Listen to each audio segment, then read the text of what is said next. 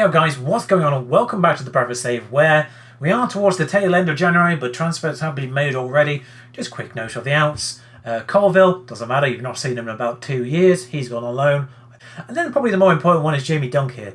It was one of the players that went out on loan after the initial transfer shenanigans episode last time around. He went on loan to Tranmere. I thought he was getting a transfer extension with Tranmere, but he didn't. I don't know what happened there. But Lincoln came in, they're a division higher up, and they're actually challenging for the promotion in League One after being promoted from League Two last season. And they've said, can I have him on loan as a first team? And, well, he's gone there. He's played twice already, and he's on 6.85 for them, so it's not too bad. He's actually getting played, which is nice. We are in the market for for another centre defender player who's sort of in the Kyrros region. Obviously, we lose Garcia at the end of this season, so I am looking for a more permanent replacement for him. Perhaps a slightly more taller permanent replacement for him. He's only 5'10", Garcia, which I think might be the only downside to him. He's very good stat-wise, apart from the fact he's just not really a physical presence in the box. But anyway, enough about stuff that might happen and talk about stuff that have happened. Now, of course, Matinier we brought in. A slightly deceptive player, stat-wise. He looks like he's got really good stats, but apparently he's only good enough for League One. I think he's better than League One, if we're honest. We had the fact about forgetting to register him in time. He went off on loan. He'll be back at the end of the season. He's 31 at this point anyway. When he comes back, Medina will have gone, though. His contract does expire at the end of the season, so we have brought in John Joe Kenny right now, just to give us a third proper right back right now as well. Of course, if we have any major issues, then we've got John Joe Kenny for that. Also, of course, if we do end up in Europe next year, then they do have restrictions on homegrown players and things like that, so it's nice to have flexibility on that front. It's weird to think about, I'm talking about Europe. We are currently still in 6th as things stand. We might have dropped to 7th, but of course if teams win the Cups, then 7th might end up being Europe. So we have to sort of keep that in the back of our mind a little bit.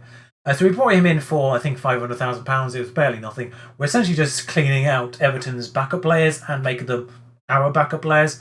I don't know why they're happy to do this. There were championship clubs coming in for him. Not sure why he didn't go to any of those, but he decided to come to us as a backup. He's on reasonable wages. His physicals are, thereabouts. He's not the tallest, so jumping reach isn't a thing. His mentals are actually pretty good, apart from flair, but frankly, as a right back, I don't really give a damn about that. Work rate's great. Leadership is pretty good as well. Determination's lovely. I like that. Bravery, aggression's not overly too high either. Concentration's nice for a defender. Not too bad. Tackling and marking, of course, very good things to be having in a defender. They're on the higher side of decent. Going forward, not as good. 11s. But, yeah, he's the backup. He's on the same level as Medina, apparently. And we do lose Medina at the end of the season. And then the big one here, you can see it, 8.25. We have broken our transfer record 3 times this season. 6.25 up to 7.75, up to another 500,000 to Patricio Hernandez. 4 million in stuff if he gets like international, and 50 caps for us, I think it is. They do get a hefty amount more, and you can see why we've done this. And I will show you why a little bit more immediately by comparing him to the player he replaces in the formation, which is, oh, there he is, Reed. Yeah, here we go. 2 points better on average technically, same mentally, 3 points better on average physically. He is also a solid 6 inches higher, so he's probably a little bit better in corner situations, both attacking and defending. Does have that lovely jumping reach. Harrison Reed has a jump reach of 5, for crying out loud. The heading's even, actually, as an ability, but I just got to get to his head first. But yeah, passing 16, which is obviously one of the things I drew him to. I'll just obviously back out of that, just to show you this in more full now. He is 18, and he does have room to grow, of course. There's still a little bit of opportunity to grow that weird natural fitness of 7 in amongst 15s on pace, strength, agility 16. It's a lot of good. And then that. Not sure what natural fitness affects, because you can't train natural fitness for some reason, and it doesn't really show up on any of the midfield roles.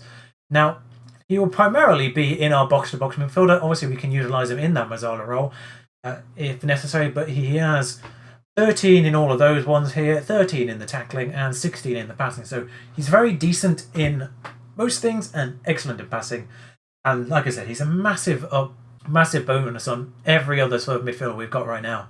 Reed, you saw there, not amazing. Much, I'll just click on him. You can see he has no yellow at all. He's just very solid backup, basically. And then Dominguez has declined quite dramatically, really, physically. His contract runs out next year. I'm not sure if he's even going to survive that long. I might end up offloading him before then. He's got reasonable value, to be honest, to sell him on. But his physicals have just gone. He's still good technique, passing, first touch-wise, teamwork-wise, is pretty good. Mentals are all 14, really. He obviously looked a lot better when we had 14 as yellow. But his physicals have just gone. That's what's been going on there. Oh, there we are. You can see the potential. This guy I completely forgot to talk about, I think, in the start of the season. He comes in this next summer. He is AMC, and he is very good. Just give you a quick sneak preview of him, but of course I will talk about him in full next season. He probably might grow a little bit more, but yeah, once again, very good. Bit on the short side. Looking forward to having him in next season. But schedule-wise, January has been bad. After Chelsea, we lost quite dramatically to Liverpool at home. I did toy with bringing you the Carabao Cup stuff, but of course it is 2 legs, and it's just a bit of a faff to record that. And I wasn't really expecting us to win it, let's be honest, but we have lost against every single traditional top 6 side at this point. But against Liverpool, we didn't score, we didn't have a single shot against Liverpool in the one match we played against them in the league. So, wasn't really expecting much, and not much is what we got. They played in purple. I'm not sure what colour their away kit is normally, but yeah, we had 2 shots, so that was an improvement. We restricted them to only the 13, opposed to 30. That's a ridiculous defence, can we just point out? I mean, I say ridiculous defence, it's ridiculous all the way through. It's not ridiculous, they play Varane as DM. They have Varane on a rotation contract. I don't understand how they concede in any match. But concede they did in the return leg, which we kept at 1-1 away from home, which is kind of good. They had the same number of shots, exactly the same number of shots, and exactly the same number of shots on target, which is kind of odd. Stats fans, there's one for you. And we had 1 shot, and we scored. Ruiz with a very similar goal to 2 that you've seen already, because the supplier is Osborne doing the thing that Osborne does. It's exactly the same goal. I won't show you again. Bournemouth, however, was very disappointing. They scored in the 91st minute. Chelsea was also disappointing. They scored in the 79th minute, and they also picked up a couple of knocks, which didn't really affect things going forward. But Everton followed that, and we did win this one 2-0. We scored in the first minute and the last minute. So, stats fans, there's another one for you there.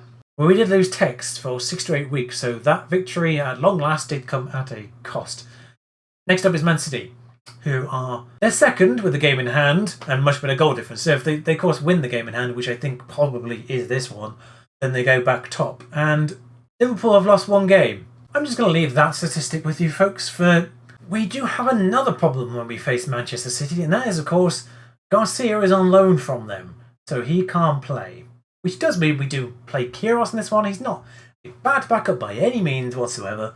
However, it is obviously a step down from Garcia, who is just that little bit better. But with that all said, of course, our lineup is mostly all there. Of course, we have massive injury, let's face it, to Tex, who I have given a new contract to. There were clubs sniffing around.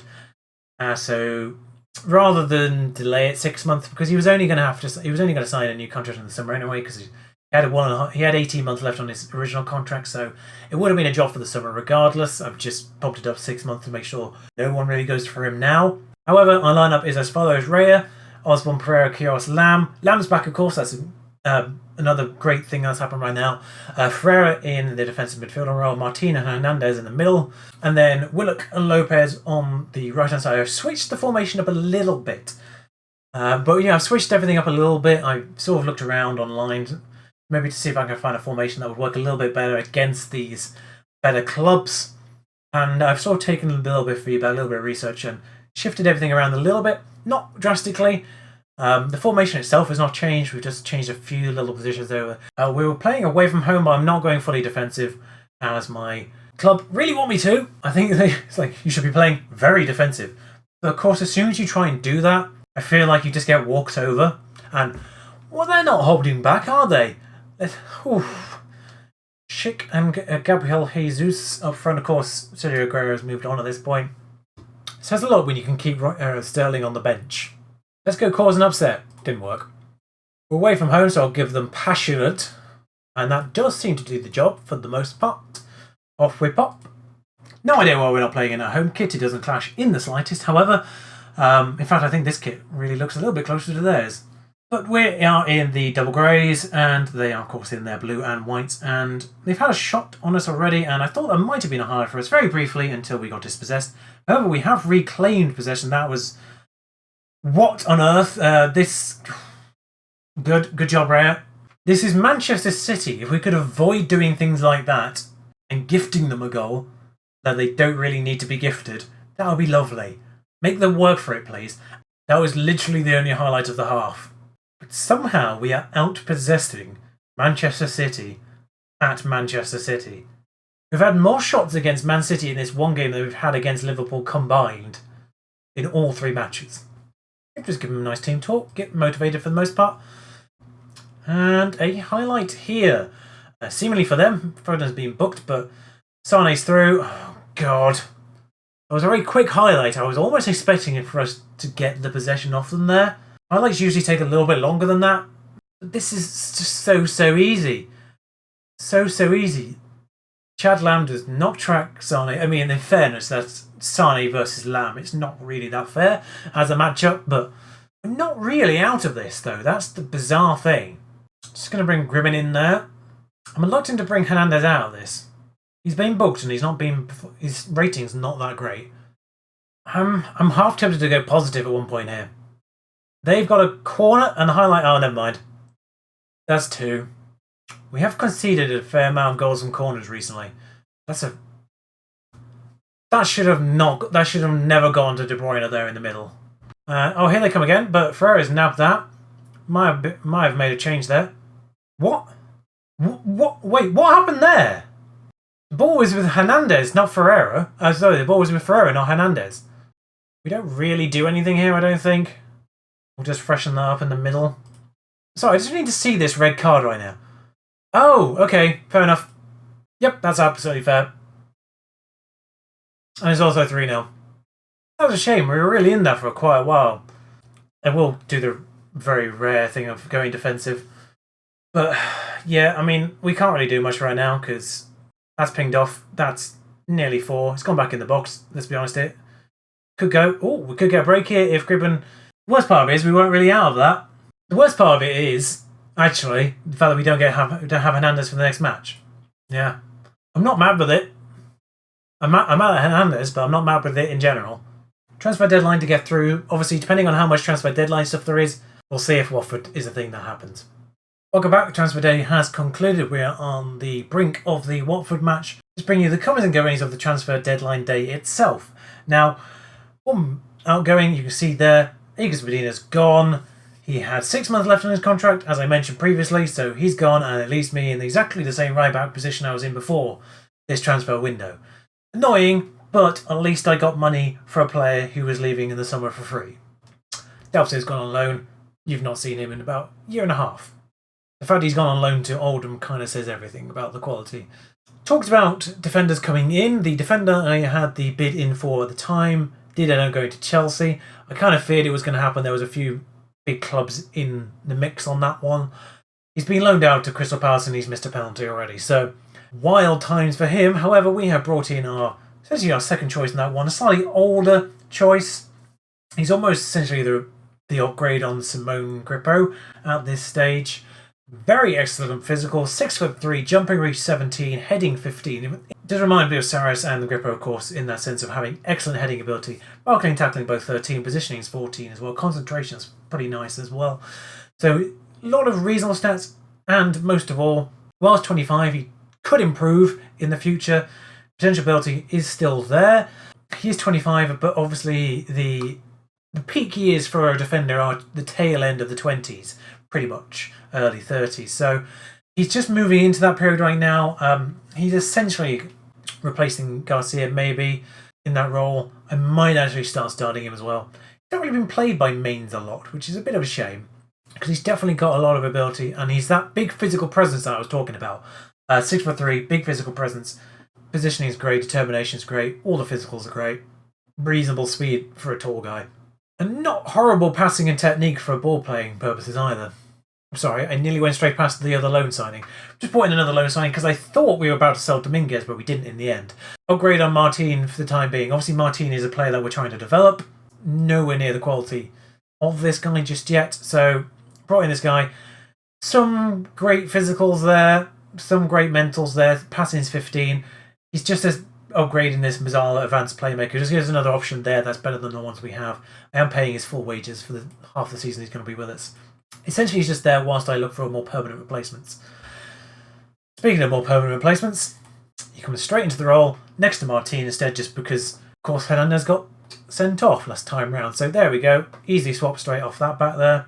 If I'm completely honest, I've never been amazingly overwhelmed with Eric Garcia. He's on a 7 rating. I think part of the problem maybe this season is the fact that Pereira, while 6'5", only has a heading ability of 10. Does have the jumping reach, but he only has a heading ability of 10. So being Luperto can be that physical presence that we are lacking, because obviously Garcia doesn't have the head. Garcia's got a better heading stat, but no jumping reach, basically. We've got one player who can jump but can't head the ball, and one player who can't jump but can head the ball. Just knocking that outright out by having a player who can jump and can head. So Luperto's come in, and he is strong on his left foot as well. He is a left-footed defender, which means he just goes on that left-hand side. Perfectly lovely. Nice to have that distinction as well. Otherwise, everything's as it is. Osborne and Luperto just come straight in. I think he might be our first Italian. Pereira, Lam, Ferreira, Martin, Jordao, not sure. Willock, Lopez, Ruiz, Rare in goal. Nothing's changed. Otherwise, other than the fact that I have obviously gone positive for this match, make sure they are in no doubt why we're the favourites for this. I love the fact we've gone from being 7-1 to being the favourite in the next match. For essentially first v 20th now. Although Watford have won games in recent times, they've actually picked up 7 points, 8 points in January, which is somewhat worrying for us. And they're in the box right now, but Willock, for some reason, just gives it to them instead of just retaining the ball. He was under no pressure whatsoever. I feel like despite the fact we're under retain the ball, we don't do that. But Lopez is running down. Obviously, I keep forgetting we've swapped the wings for these guys. Ruiz in plenty of space there, and should have been a goal. But it's nice to see that Ruiz being fed opportunities now. Martin on this corner. Not really sure if he's any good at those. Willock actually heads that on. And that's, I think, a shot on target, I believe that goes down as. Yes, it is. So that's rare for a corner to actually produce something of note. Areola hoofs it off the pitch. They've acquired Abubakar in this transfer window, by the way, Watford. Paid a hefty amount of money for a team in 20th place to pick up a star striker, a new number 9, in fact, by the looks of things. Osborne moves things on. Yes, he does indeed. To Willock on the left-hand side, who's not really obviously had a lot of chance to shine, but he is better on this inside forward role than anything else. And Ruiz misses, but it's nice to see him get opportunities. But yeah, you can see the Watford format. Oh, like I say, you can see the Watford team there. We talked about it earlier in the season. I can't really see why they were quite so adrift for quite a long time there. Well, they have started picking up points now, which is disconcerting for us to meet them at this stage, I guess. And, well, they nearly go ahead with their first shot of the game. Yes, first shot of the game. However, we have a throw-in on this side with Lam. The highlights are plenty in this game. Ruiz back out to Lam, who can swing this in. Yes, he can. Martin on the edge, and bam! Loves to do that. Love to see it once again. And Martin smashes it in from the edge of the box. We've seen him do it before, and he does it once again. I love this ability of Martin. I don't know if he has really particularly great long shots or anything like that. He just drifts to the edge of the box there, and bam! On the volley. Just goes past the goalie before he even gets a chance to dive, really. And we do actually move up to 6th with that as things stand. Not sure how the game's going elsewhere, but Pereira on the ball here for them. Oliveira, not Vera. There's no I in his surname, second part of his surname there. Distinctions to be made. I'm not sure if that really challenges the pronunciation. I'm just filling time as they run forward here with Dale Falo, and well, he goes for a goal himself. I'm not sure if number 37 was in an offside position there, but he could have probably scored if he'd been provided that. Bit of a let-off for us, to be honest. We are obviously having the better of this, but I can't see the possession just because of the way this is formatted. But we go into half-time 1-0 up, and only 52% of possession, actually. However, dominating the shots. I'm just assertively saying, things are going well, but I know you're capable of even better. I was about to go complacent, but I actually feel like we're not playing as well as we can. I feel like there's just another gear to get to. I feel like we're sort of in 4th, and if we can get to 5th or maybe 6th, that'd be great. Playing a lot better than we have done, obviously, against the Big Six. I'm not sure what it is against the Big Six teams. That just we all... Maybe we just don't have any players that enjoy the big games, but on them for a deep free kick, pass short to Cleverley, goes back out to Oliveira, back to Cleverley once more, and to Pereira now. It's moved all the way across. De La Ferro has to backtrack a little bit. Just gives it back to his right back. Pressing him down. Churches, I'm not sure. Cleverly he's moved over to pick that Ivanildo.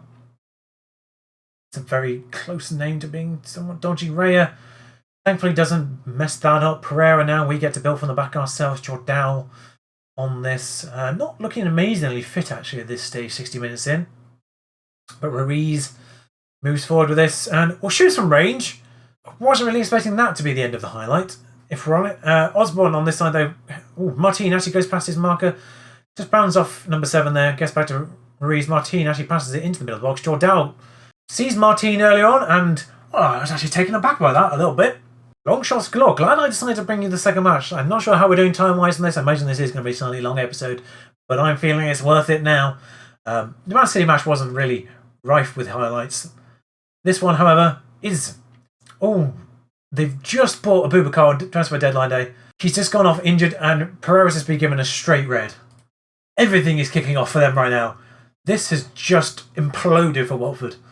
Decisions to be made here. Now, Ruiz isn't having the best of games, so got to bring Hendricks in that pressing forward role. Otherwise, everyone's performing. It's really just fitness I'm looking at this stage, and everyone's doing all right. I'm not sure when the next game is. I think we're playing midweek right now, so I think there is a game in the weekend. That being said, obviously we'll have Hernandez back for that. We don't really need to look too closely at midfield for this one. Might not even make another change for the rest of this game. Everyone's in the 70s at this stage.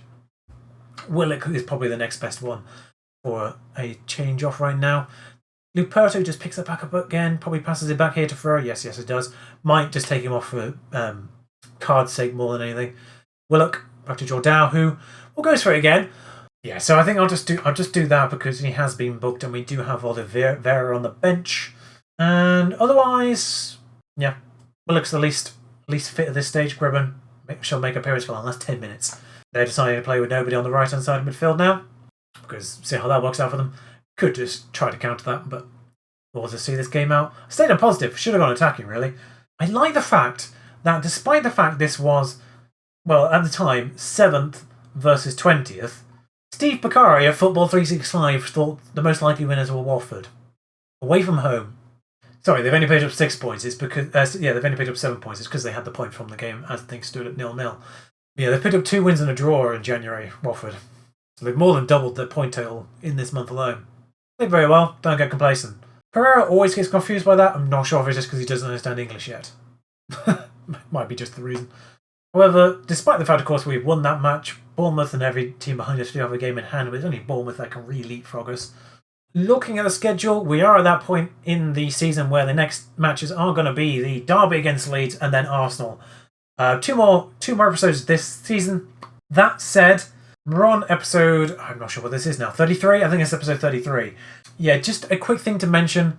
There probably won't be an episode on Monday. I'm not sure I'm going to get enough time to get everything recorded and edited and uploaded by Monday regardless. I've got a busy weekend. But I'm also thinking I might just take the entire week off next week in terms of uploading the Bradford save. Just because, like I said, we're on episode 33 and I've not had a sort of single break in that. I've had a couple of episodes where they've gone up a little bit late, but I've not actually had a day where I've just gone, no.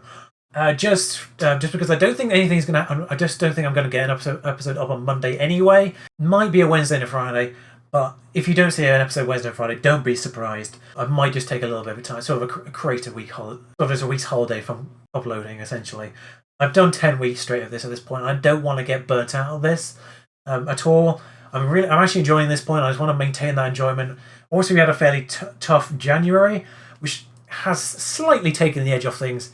But of course, we have sped through the divisions a little bit faster than I was expecting, of course. I wasn't expecting to get out of League One first time around. I wasn't expecting to get out of the Championship in 2 seasons either. So we're in the Premier League a lot earlier than scheduled. And there's a very good chance we're going to get European football here at the end of the season. I'm baffled and I'm amazed.